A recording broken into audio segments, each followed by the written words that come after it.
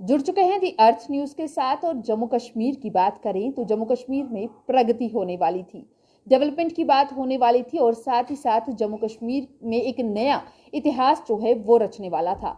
परंतु अगर जमीनी स्तर की बात करें तो यहाँ पर तस्वीर कुछ उल्टी ही नजर आती है।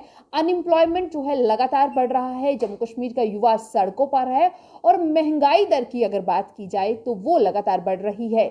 वहीं दूसरी तरफ ऑपोजिशन जो है लगातार इसमें प्रदर्शन भी करती हुई नजर आ रही है। आज हमारे साथ ऑपोजिशन पार्टी के ही यानी कि कांग्रेस के सीनियर लीडर रमन भल्ला जी हैं, उनसे बातचीत करेंगे। भल्ला साहब, सबसे पहले मैं बातचीत करूंगी जम्मू कश्मीर के युवा की। युवा सड़कों पर है। अगर हम बात करें बीएसएफ और सीआईएसएफ के जो एस्पिरेंट्स हैं वो लगातार जो है बीजेपी कार्यालय के बाहर बैठे हुए हैं और वहां से जोर जबरदस्ती करके जो है वहां से उन्हें उठाया जा रहा है पुलिस की तरफ से। और वहीं बीजेपी नेता ये कह रहे हैं कि हमें कुछ मालूम ही नहीं है, हमने तो कुछ कहा ही नहीं है और ना हमें मालूम है कि इन्हें यहाँ से क्यों लेके जा रहे हैं। सड़कों पे आपने तो सिर्फ दो तबकों का जिक्र किया, सीआईएसएफ बीएसएफ वाले या युवा। आज ये बताओ कि जो जन विरोधी नीतियाँ भाजपा ने अपनाई हैं और जम्मू कश्मीर को एक टेस्टिंग लेबॉर्ट्री समझ के हर एक तजर्बा करने की कोशिश यहाँ पे की और लोगों का जो सब्र का बांध था वो टूटता चला गया और आज लोग हर एक साथी हर एक वर्ग के लोग सड़कों पे हैं।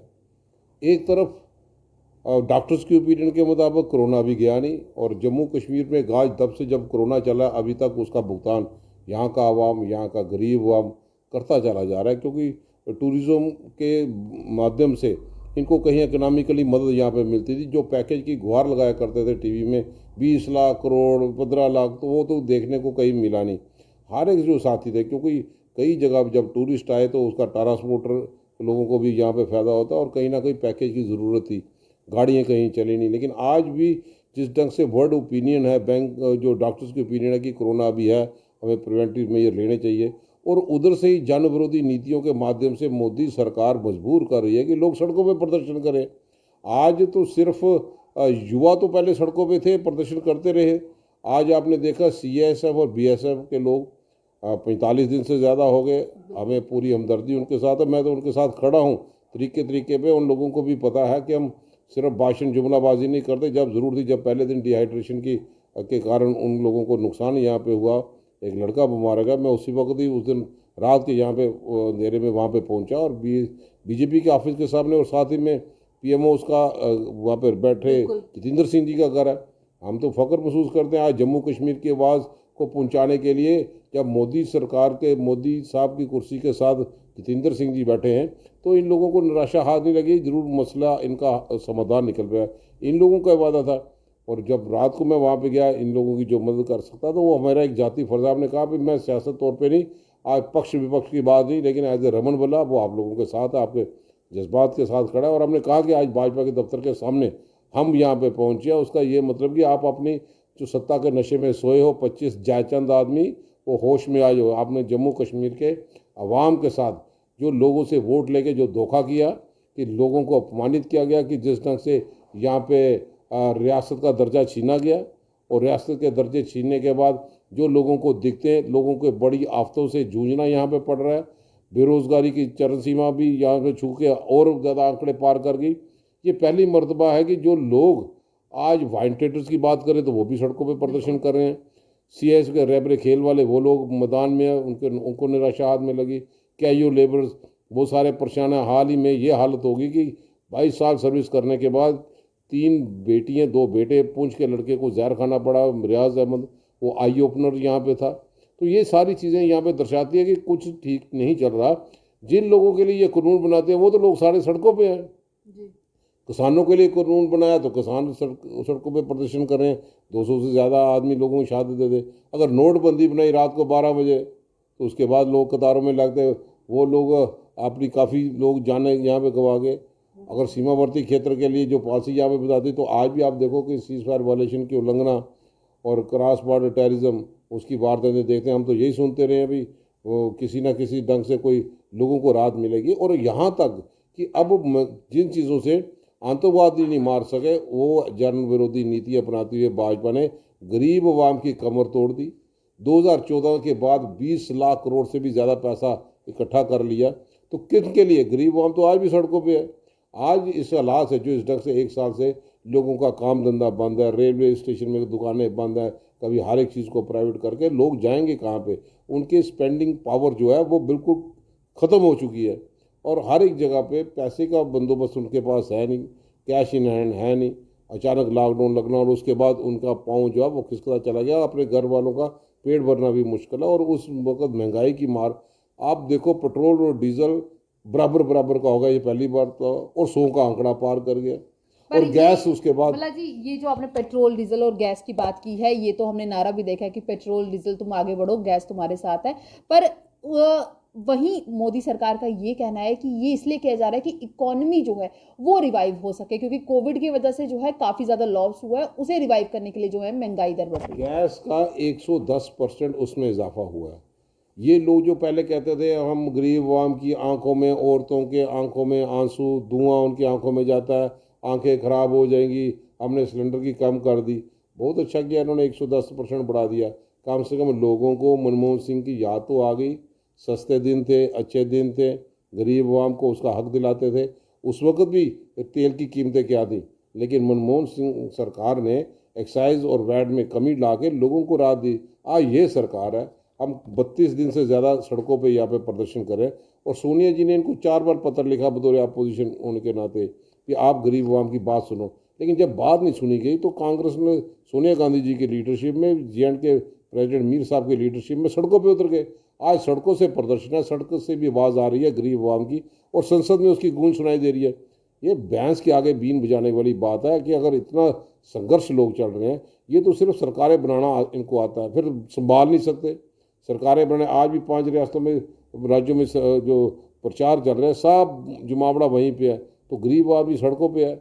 आप जम्मू के जो जितने भी हमारे पूर्व विधायक यहाँ पे रहे, एमपी यहाँ पे रहे, किसी के मुंह से नहीं निकला कि गरीब आदमी को राहत देने के लिए कोई ना कोई कटौती की जाए, पैसे में राहत दी जाए, टैक्स में कमी जाए। आज लोग महसूस करते हैं भाई हमने तो विपक्ष को बाहर रखा, हमने सोचा ये जो लोग बने ये बड़ा राम राज्य पूरा जम्मू कश्मीर में, पूरे हिंदुस्तान में कोई जो लोगों को राहत मिल पाएगी। जब जिन लोगों को चुना वो अपना मुंह से उनके ताले लगे, बात कोई करता नहीं, तो इसलिए तो लोग सड़कों पे आए। आप कह रहे बात नहीं करते, बात तो करते हैं। हमेशा उनके मुंह से जो है एक जरूर बात सुनने को मिलती है कि लोगों को चिंता करने की जरूरत नहीं है, लोग जो है चिंता ना करें, सब कुछ ठीक हो जाएगा। सिर्फ बताता हूँ कि वो सिर्फ आऊँ बैठे ना, बैठने से बात नहीं चलेगी, उसको खड़ा होने पड़ेगा, लोगों के साथ जाना पड़ेगा। चिट्ठी लिखने में माहिर हैं भाजपा के लोग। कभी वकीलों का हड़ताल होती है, मैंने चिट्ठी लिख दी है, आपका रोल बैक होगा। भाई जुडिशरी वो समाज का इंसाफ करते थे, आज दिखते कितनी है लोगों को। आज भाजपा को समझ नहीं, आपकी चिट्ठी लिखी, आप 2 साल हो गए, वकील भी हार के थक गए, उन्होंने ये जुमलों वाले नुमाइंदे हैं, इनसे क्या बात करनी है, जुमलाबाजी। चिट्ठी लिखी, कोई इंसाफ नहीं हुआ। आज रजिस्ट्री के सिलसिले में लोगों को इतनी परेशानी यहाँ पे आ रही है, कितनी कितनी देर नंबर नहीं आता। किसी ने अपने बेटे की शादी करनी है, बच्चों को पढ़ाई के देना है, तो वो मसले का समाधान यहाँ पे तो नहीं है। और इसके साथ कभी टोल प्लाजा में चिट्ठी लिखते हैं। आप हाल ही में बीएसएफ सीएसएफ वाले लोगों को वादा करते हैं, मैंने चिट्ठी लिख दी डीजी बीएसएफ को, तो आप लव लेटर किसको देखते हो? आप लव लेटर देखते हो आपकी लीडरशिप को, जम्मू कश्मीर की लीडरशिप को पूछता कौन है? जब पीएमओ उसमें आदमी बैठा है वो इनसे वादे करता है, और 40 दिन के बाद इन्होंने फिजिकल फिट पास किया, सब कुछ है। अगर आपने वादे यहाँ पे किया, अभी आपके पास वैकेंसी है, तो एक गुडविल गेस्चर इनिशिएटिव ले लें। ये लोग सड़कों पे क्यों हैं? और सड़कों पे इतनी देर, बारिश हो, तूफान हो, धूप हो, फिर भी वो लोग वहाँ पे सड़कों पे प्रदर्शन यहाँ पे करें। हम तो लोग इनके साथ हैं। हम चाहते हैं कि आपकी रिक्रूटमेंट पॉलिसी बनाते हो तो आज लोग सड़कों पे प्रदर्शन कर रहे हैं। नौजवानों को, रैबरे खेल वालों को प्रॉपर तो नहीं, SR और 202 आप लोगों की देन है, और हाफ वाटर लगा जो पिछले लगे थे उनका क्या बंदोबस्त बनेगा? कहीं जगह पे नई रिक्रूटमेंट सिर्फ एप्लीकेशन इन्वाइट करते हैं, पैसे और फीस बढ़ा के वो पैसा इकट्ठा करते हैं। 3.5 लाख आदमी और 4th क्लास के लिए अप्लाई कर रहा है, 8,500 पोस्ट। तो बताओ, और इतना टफ टेस्ट देना, अभी तक कोई लिस्ट ये निकाल नहीं पाए। जो लिस्टें निकाली, जम्मू के लोगों को पता चल गया भाई ये जयचंद का क्या रोल है। अगर फायर सर्विस की निकाली तो आप देखो यहाँ पे 70 होगी, वहाँ पे 300 होगी। एग्रीकल्चर में निकाली तो यहाँ 22-23 निकली, वहाँ पे 150 से क्रॉस कर गया। हर एक जगह पे कहीं पे भी, और RNB में निकाली, सुपरवाइजर जम्मू में कोई नहीं, 150 से ऊपर कश्मीर में, तो इंटरवेन करके विड्रा करनी पड़ी। तो ये कब तक ये चलेगा? नौजवानों को उनके जज्बात के साथ खेलते रहे। इन नौजवानों ने बड़े जोश के साथ इनको सत्ता तक पहुंचाया। आज प्राइम मिनिस्टर कहीं भी है तो नौजवानों के माध्यम से लोग गुमराह हो गए कि शायद ये उनका 2 करोड़ नौकरी देंगे। लोगों ने भी, नौजवानों ने सोचा 2 करोड़ नौकरी 1 साल की, आज तो 7 साल हो गए, 14 करोड़ नौकरी तो लग जानी चाहिए, लेकिन लगी नहीं। 3 लाख 3.5 लाख से क्रॉस नहीं करे। ऊपर निर्मला सीतारमण जी कहते हैं भी जो हमें आर्थिक मंदी है तो अब नौकरी 3 साल नहीं लगी। जब राहुल जी कहते हैं कि आपने आर्थिक व्यवस्था, आपके जो तरीके थे, आपकी योजनाएं जो थी, आपकी पॉलिसीज है, अर्थव्यवस्था चरमरा गई है, तो उस वक्त मजाक उड़ाते थे। आज जब नौकरी की बारी आए तो बोलते अर्थव्यवस्था ठीक नहीं है। तो अर्थव्यवस्था ठीक, तो ये मैंडेट इनके पास है ना, ये सरकार में है, अर्थव्यवस्था ठीक कर में। हमें जम्मू कश्मीर में क्या मिला? ये जम्मू कश्मीर में क्या मिला, ये बात आप कर रहे हैं। वहीं जब हम बीजेपी नेताओं से बात करते हैं, बीजेपी के एक बड़े चेहरे से बात करते हैं, तो उनका कहना है कि जब जम्मू में बीजेपी का सीएम बनग तो सारी चीज़ें हल हो जानी है। पर मेरे को ये समझ नहीं आता, या बाकी लोगों को भी ये समझ नहीं आता होगा कि यूटी है, यहाँ पर एलजी एडमिनिस्ट्रेशन है, तो सीएम का क्या? देखो, ये मुंगेरी लाल के सपने देखते हैं लोग। इनको पता चल गया बीडीसी के चुनाव में 70 से ज़्यादा नहीं जीत सके। अब डीडीसी का चुनाव आया, सर मुंडवाते ओले पड़ गए, पहली मीटिंग नहीं करवा पाए। तो ये चेहरा था पंचायतों सरपंचों में करके कि इनका असली चेहरा, इनकी ज़मीन खिसक चुकी है। मुंगेरी लाल के सपने देखने में कौन सा कोई पैसे यहाँ पे लगेंगे? और चीफ मिनिस्टर के ये ख्वाब लेते हैं, इनका तो एमएलए भी बनना मुश्किल है। हर एक साथी आज इज्जतमान को समझता है, हर एक साथी इस बात को लेकर चिंतित है कि इन लोगों ने जम्मू कश्मीर के लोगों को अपमानित किया, डिग्रेड किया। ये लोगों को में भी अनख यहाँ पे है, लोग बेसब्री से इंतज़ार कर रहे हैं। जैसे पंजाब के लोगों ने बता दिया आपका अब जीना वहाँ पे मुश्किल हो गया, इनके आज भी कहीं पे झंडा लेके नहीं जा सकते। तो ये जम्मू कश्मीर के साथ जो उन्होंने टेस्टिंग लेबॉर्ट्री किया है, हम भी इसके भी, मैं आपके माध्यम से मैं दावे से कह सकता हूँ इनका सुपड़ा जम्मू कश्मीर में साफ होगा। ये बुलडोज कर रहे हैं इंस्टीट्यूशन, ब्यूरोक्रेसी को इस्तेमाल करके किसी ना किसी ढंग से 30-30 40-40 मिनिस्टरों का जमावड़ा करके, लेकिन बदले में दे क्या जाते हैं? अभी तक बताओ जम्मू कश्मीर में कौन सा इंफ्रास्ट्रक्चर खड़ा कर दिया? वही फीते काट रहे हैं जो कांग्रेस की देन थी। अपनी तरफ से कोई प्रोजेक्ट ये लॉन्च नहीं कर सके। क्या अपनी तरफ से कोई नए स्कूलों की बुछार कर पाए? कहीं नहीं। अगर डिग्री कॉलेज बनाए तो उनको ज़मीनें प्रॉपर तौर पे मुहैया नहीं, इंफ्रास्ट्रक्चर खड़ा नहीं कर पाए। ये तो हम लोगों थे जो इसमें सेंट्रल यूनिवर्सिटियाँ वगैरह बना के दे दी। आप जम्मू की फेस लिफ्टिंग के लिए कोई प्रोजेक्ट नहीं बना पाए। अब कहाँ पे साबरमती का एक्सप्रेस, जम्मू के लोगों का आर्टिफिशियल लेक का तो सपना था, आप गंडोला तो पूरा कर दो। पैसा हम लोगों ने दिया, भाजपा ने तो दिया नहीं। अब जो बताते थे हर जगह पे हम बहुत बड़े जम्मू में तूफान खड़े कर देंगे, लोगों को, कई लोगों को सैलरी अभी तक नहीं मिल रही। आप सैलरी को छोड़ के नया इंफ्रास्ट्रक्चर जम्मू कश्मीर के अवाम के लिए कर दो, कोई ना कोई ऐसी चीज़ें कर दो कि जिसमें, अभी जम्मू शहर की अगर साफ़ सुथरे की बात है, कहाँ पे बुलेट ट्रेन के सपने दिखाते थे और महंगाई इतनी कर दी कि आप देखो अगर पेट्रोल और डीजल की कीमतों में ये कमी लगाते तो ट्रांसपोर्ट सेक्टर में 20% बढ़ाने की ज़रूरत नहीं थी।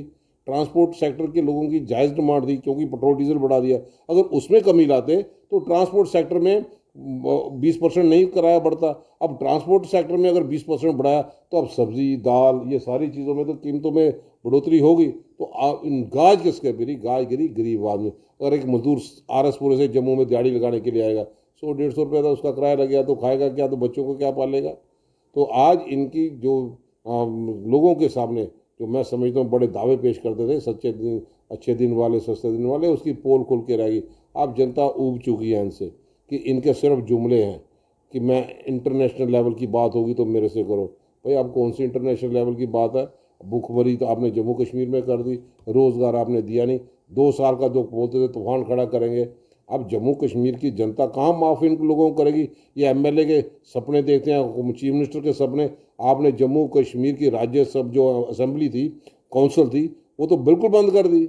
काउंसिल अब रही नहीं। तो ये भी तो जिन लोगों को नुमाइंदगी का मौका नहीं मिलता था, वो एमएलसी मान के लोगों की सेवा यहाँ पे करता था। अब वो भी इंफ्रास्ट्रक्चर ख़त्म हो गया। जम्मू कश्मीर की आवाज़ राज्यसभा में बंद होगी तो भाजपा जिम्मेवार नहीं है। पूरे हिंदुस्तान की रियासतों में ये जम्मू कश्मीर डिफरेंट अस्ट स्टेट थी, ये इन लोगों का तोहफा है।